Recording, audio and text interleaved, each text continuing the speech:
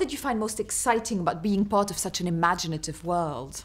I think it was Tim's kind of, all of Tim's ideas. He'd share them with you. He'd show us his art and his kind of his concepts for this, and that itself was really exciting because I love Tim's movies. I've always loved his movies. So it really felt like stepping into something out of his imagination, and he did draw a lot of it from the book and the images in the book, but at the same time it just gave it his own flair, which is cool. Absolutely, and Ella said something quite interesting about him as a filmmaker. He's got such a contagious imagination that it makes you more imaginative and collaborative as an actor. Was it the same for you? Were you giving ideas all the time about how you thought the character should be? Yeah, Tim, yeah, she's right. Tim is amazingly, what's great about him is he does talk to you and he wants to hear your ideas. And just working with him and the ideas he would give, you'd be excited about, and then you'd get excited about them, and everyone just really wanted to make this movie, and you can see that in the film because everyone's got that kind of energy. And when people are kind of sad or they're not really feeling it, that just brings the whole film down, I think. Yeah, that's true. This movie is a wonderful tribute to children who have such a wonderful relationship with, you know, a parent or a grandparent in the sense of storytelling. Did you ever experience that, you know, being told stories that made you escape? I think so. I mean, I had such a crazy imagination as a kid. I found it quite easy. I could just sort of tell myself stories in my head.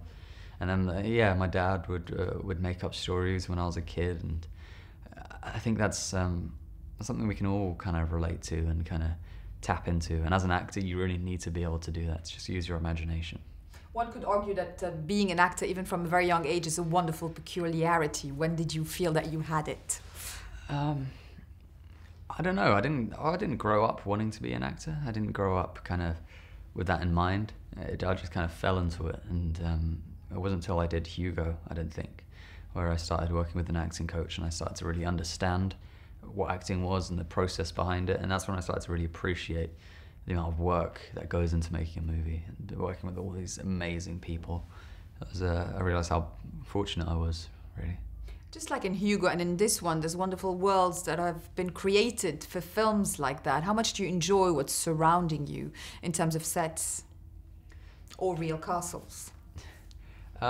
Yeah, I think when you have something that's there and it's got so much detail put into it, so much thought, it really helps as an actor because you feel like you're in that space and you don't have anything that's going to take you out of it.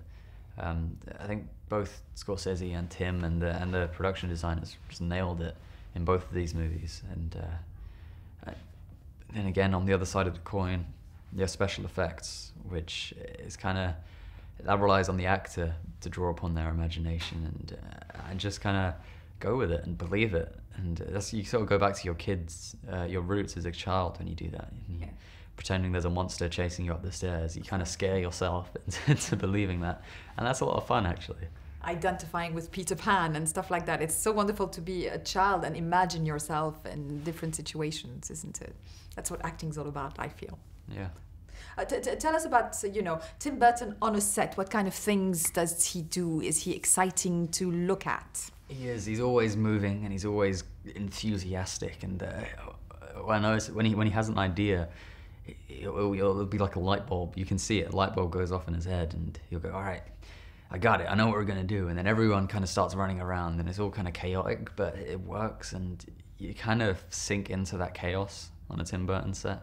I don't know. It's hard to describe, honestly. Tell us about what you think about Jake. And did you imagine his own backstory in your head? Was the book a big reference for you?